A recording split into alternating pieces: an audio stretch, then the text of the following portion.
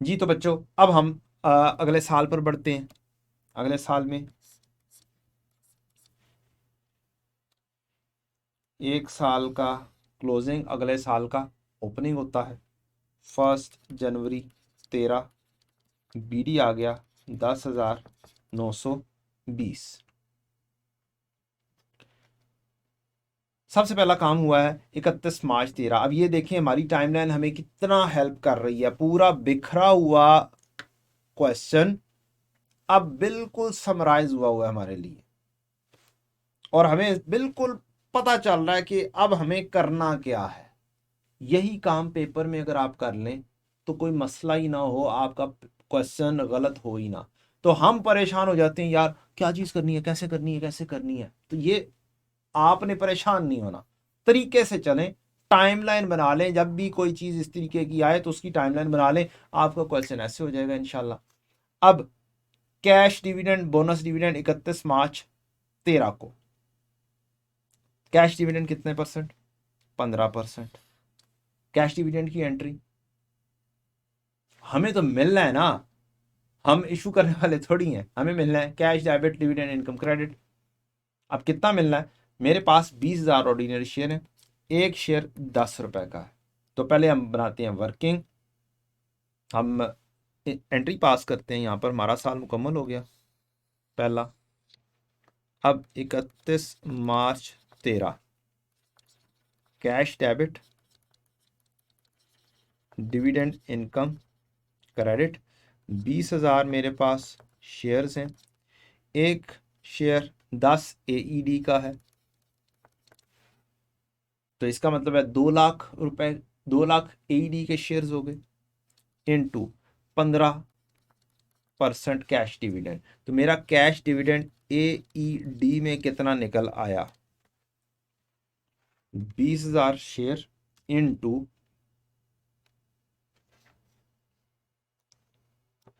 10 AD का एक share into 15%, 0.15, 30,000।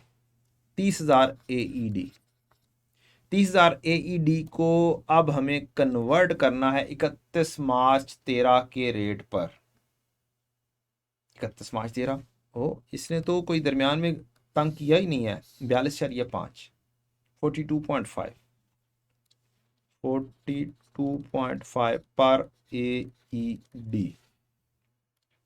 30,000 into 42.5, 12,75,000 तकसीम 3 कर 1,000 कर देंगे तो हमारा 1275 की क्या आ जाएगी? डिविडेंड इनकम आ जाएगी 1275, क्योंकि हम ₹1000 में काम कर रहे हैं।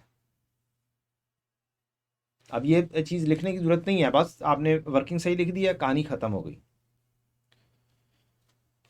बोनस डिविडेंड,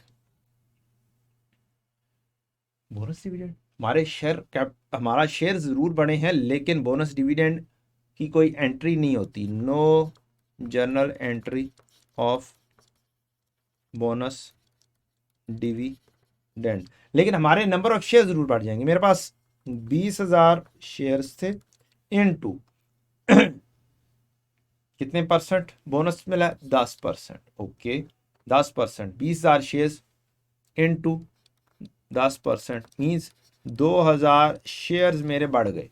तो मेरे 20,000 शेयर्स प्लस 2,000 शेयर्स, मेरे पास 22,000 शेयर्स हो जाएंगे 31 मार्च 13 पर। डिविडेंड तो मुझे एग्जिस्टिंग के हिसाब से मिलेगा ना, पुराने के हिसाब से, और 31 तारीख को मुझे मजीद एज अ बोनस 2,000 शेयर मजीद मिल जाएंगे। तो इसकी कोई एंट्री नहीं होती है, लेकिन मेरे शेयर्स बढ़ गए, 22,000 शेयर हो गए। अब अगला काम, उससे अगला सिचुएशन 1 जून को हुआ जब हमारे शेयर्स कन्वर्ट हो गए। अब 1 जून 13 को हमारे शेयर्स क्या हुए हैं? कन्वर्ट हो गए हैं हिलाल लिमिटेड में। इसका मतलब मेरे ये वाले शेयर्स डिस्पोज ऑफ हो गए हैं, डिस्पोज ऑफ हो गए हैं। कब? 1 जून 13 को।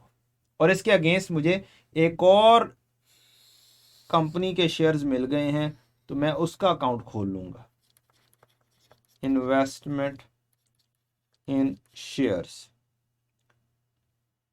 दूसरा हिलाल लिमिटेड, हिलाल लिमिटेड ये ना, हिलाल लिमिटेड जी। और उसने 3 शेयर्स हमें इशू किए हैं, हर 4 के बदले, हर 4 के बदले क्या किए, 3 शेयर्स इशू किए।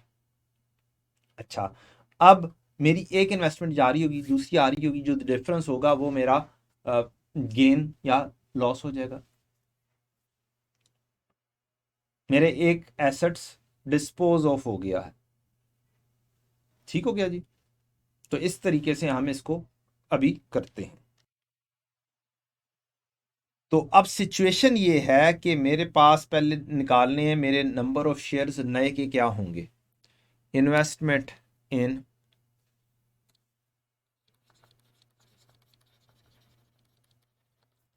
हिलाल लिमिटेड। अब इसके नंबर ऑफ शेयर्स मेरे कितने बनेंगे, हर 4 के बदले 3। तो मेरे पास एग्जिस्टिंग 22,000 शेयर्स हैं,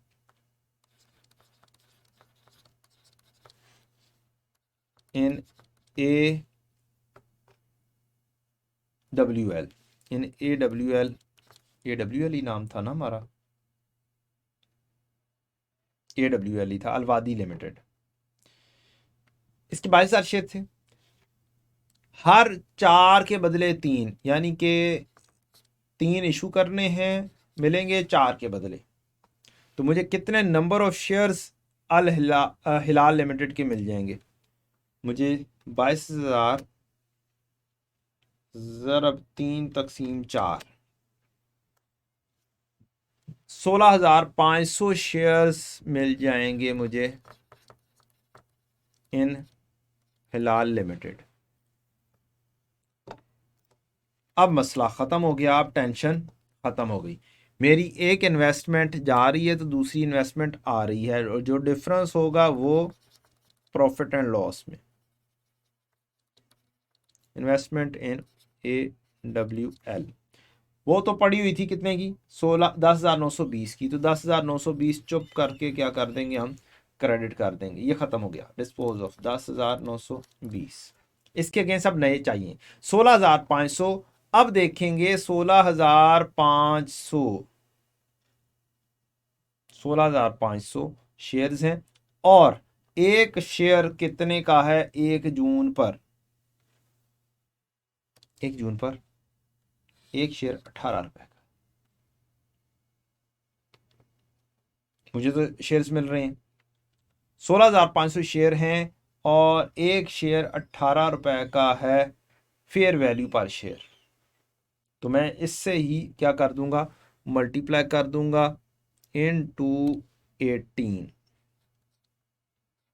AED 18, और इस तारीख पर मेरा, चलिए यहाँ पर हम निकालते हैं, सॉरी, अब हम साथ ही 1 जून पर रेट लेते हैं। हमारा 44 रुपीज़ 1 जून का रेट है, रुपीज़ में कन्वर्ट करने के लिए, इनटू ₹44 पर AED।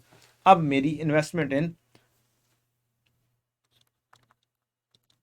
हलाल लिमिटेड कैलकुलेट हो गई, 16,500 शेयर इनटू 18, ये मेरी इन्वेस्टमेंट टोटल आ गई AED में, इनटू 44 पाकिस्तानी रुपीज़ में कन्वर्ट होगी। इसको डिवाइड बाय 1000 कर देते हैं तो 13,068 रुपीज़ बन जाते हैं, 13068 रुपीज़ 1000 में, 13068, 86 तो नहीं है, 068। अब जो डिफरेंस आएगा वो मेरा फेयर वैल्यू गेन या लॉस, ये जिस मर्जी नाम से प्रॉफिट एंड लॉस में हिट कर दें, माइनस 10,920, 2148।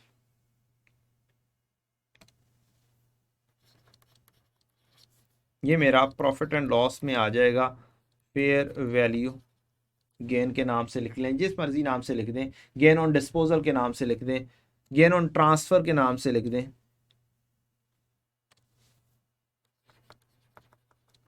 गेन ऑन ट्रांसफर, कहानी खत्म। प्रॉफिट एंड लॉस में जाना है, सादी सी बात ये है, नाम में कोई खास कुछ नहीं रखा है।